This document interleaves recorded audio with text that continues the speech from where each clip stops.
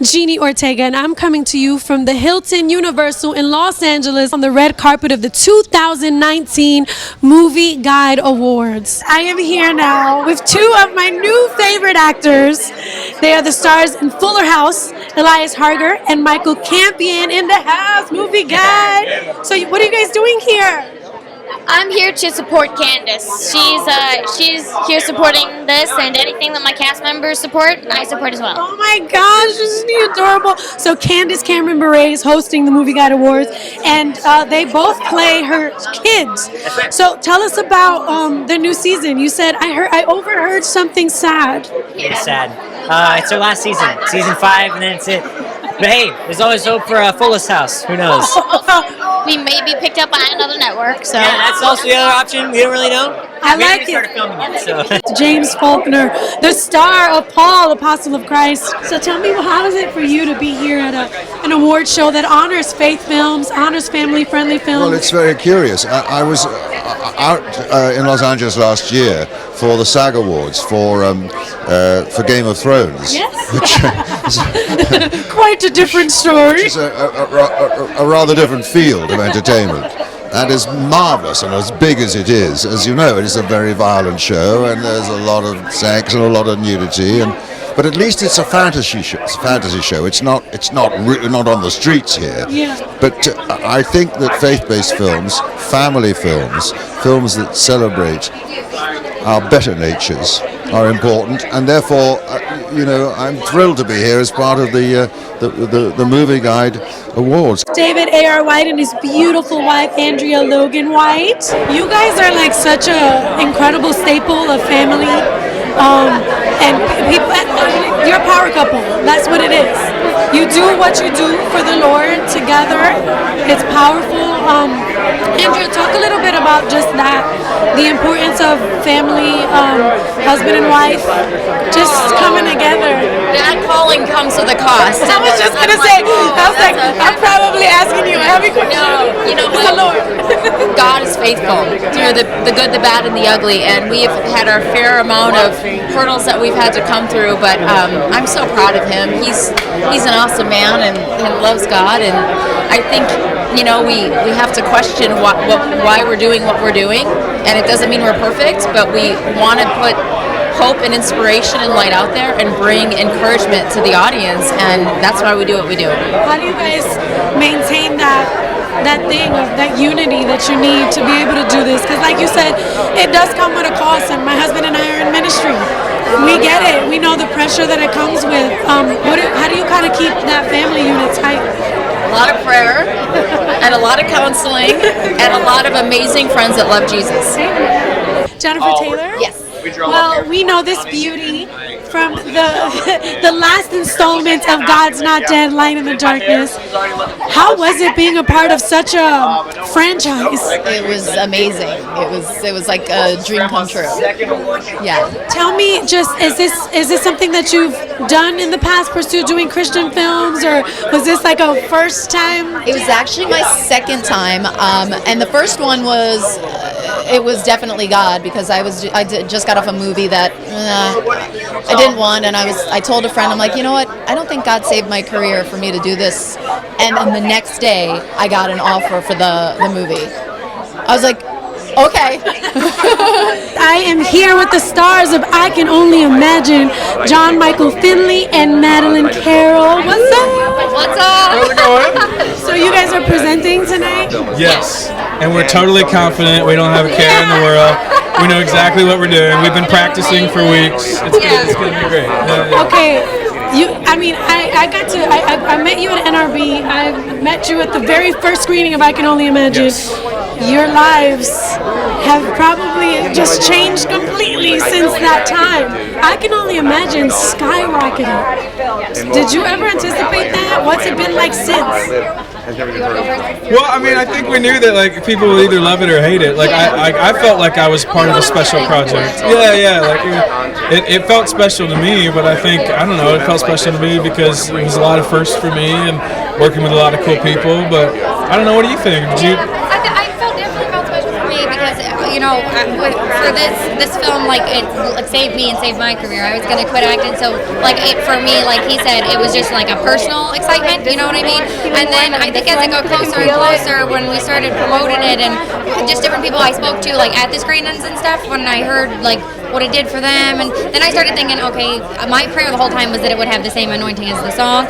And so as we went to screenings, I started realizing it did have that. But I honestly, did I think it was going to make the money that it made? No, I didn't. I really didn't. And then it just kept going and going and going, and it was just really truly like a snowball just kept. And it's awesome. It's a good feeling because I've had movies bomb, but it's like it's exciting. And to think you were going to quit before this film. God had other plans. I can only imagine. It's done incredible. I know, crazy. Yeah. Very blessed and thrilled that audiences love the film, and honored that Movieguide is just making mention of it.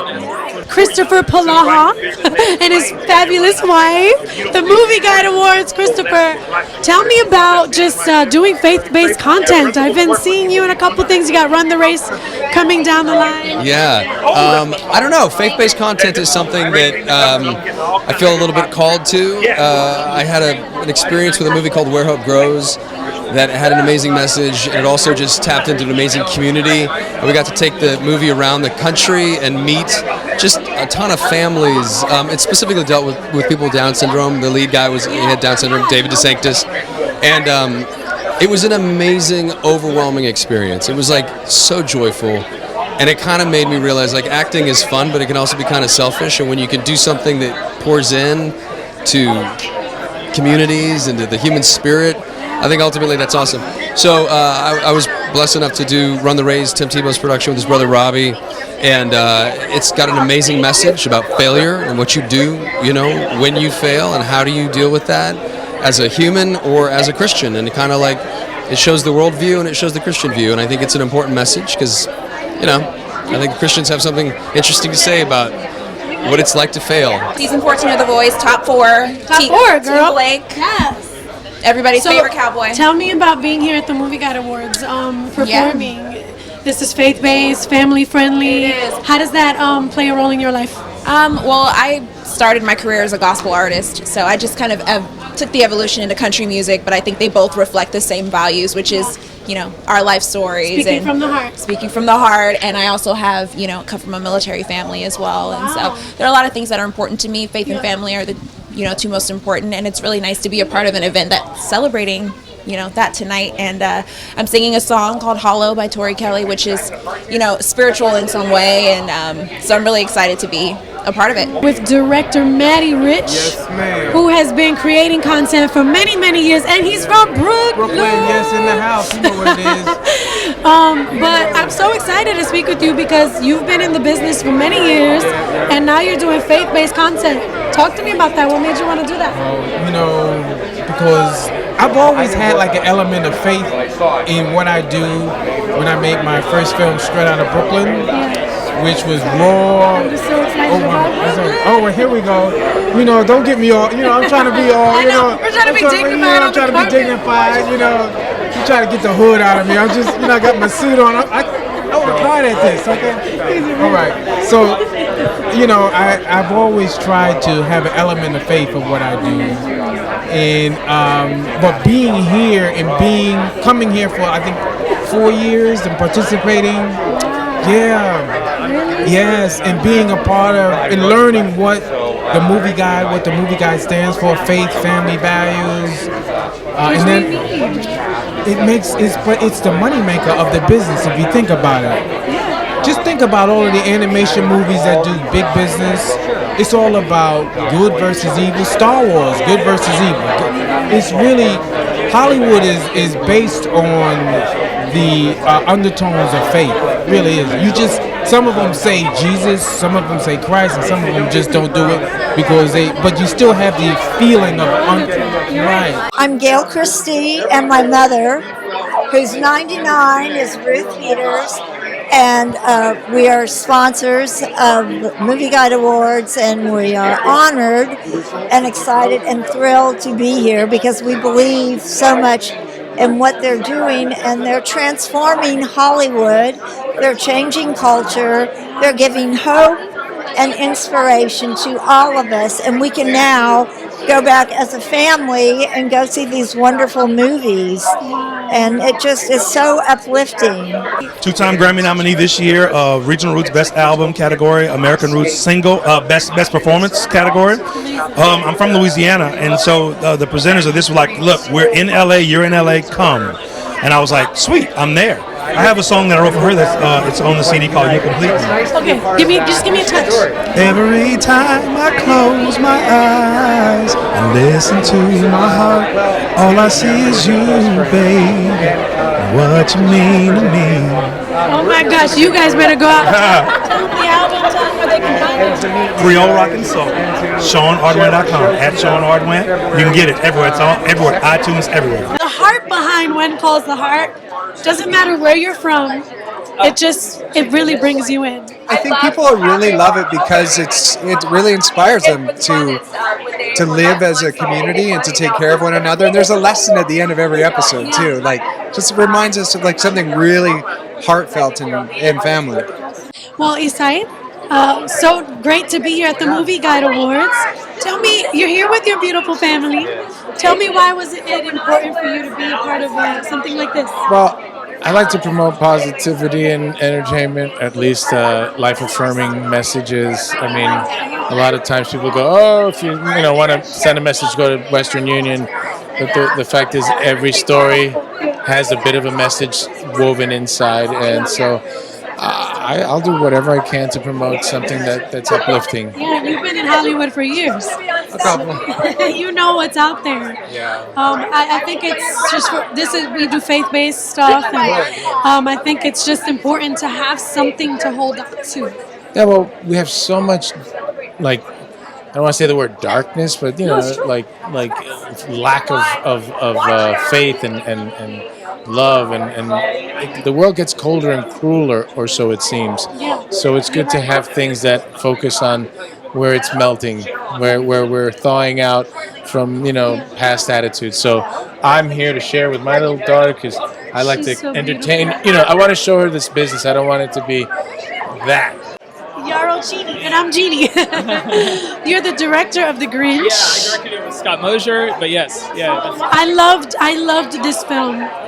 It's funny because someone who, we always think of The Grinch as this mean, obviously, but I love that it had the heartbeat of the wholesomeness that we need in this world. Oh, definitely, yeah. He's a cranky, mean guy that is he kind of hates the world, but he does have a heart. He's got a heart that is just kind of waiting for that that forgiveness and love and joy that he's always been sort of resisting. And so it's a great story. It's a great story that Dr. Seuss gave us about this guy who goes from someplace so low to somewhere so high and joyful and wonderful. So I'm here now with Joel Soisson, the producer of Little Pink House. Making the world a better place. It's okay. Well, tell us a little bit about Little Pink House. Well, it's a story of Little Pink House is the story of a woman who buys her dream home and immediately has it aggressively taken away by business interests and government interests that are just out to eliminate a whole neighborhood. And it's this one woman's fight, true story. She just fights back and takes it from one step to the next and ultimately to the Supreme Court. And it becomes this kind of Erin Brockovich story. You're too young to remember that, but it's that kind of spirit of one person against the machine. And it's very, very inspiring. Hey guys, well I'm here now with the fabulous, beautiful Jean Smart. Wow. Well, listen, I am a big fan of your work throughout the years. A Shoe Addict's Christmas. Oh, that was so much fun. So much fun. Tell us about it, just being a part of faith-based or family-friendly type of content. That's what the award show is about. Well, believe it or not, I have a 10-year-old. And it had been quite a while since I'd done something that she could watch. So, besides the fact that I thought the character was really, really fun, I kind of tried to loosely base it on Clarence in It's a Wonderful Life. Yes, but that's perfect. So how was it for you though, being able to do something that you're like, all right, my daughter can watch this? Well, that's true, and not just my daughter, but I mean, the daughters of the world. Exactly. Our kids are exposed to so much stuff that is just not healthy for them. Well, guys, there you have it. We had such an incredible time on the red carpet of the Movieguide Awards. So many different people in Hollywood sharing their faith, sharing about family and love, just essential, important topics that we all need in this world today.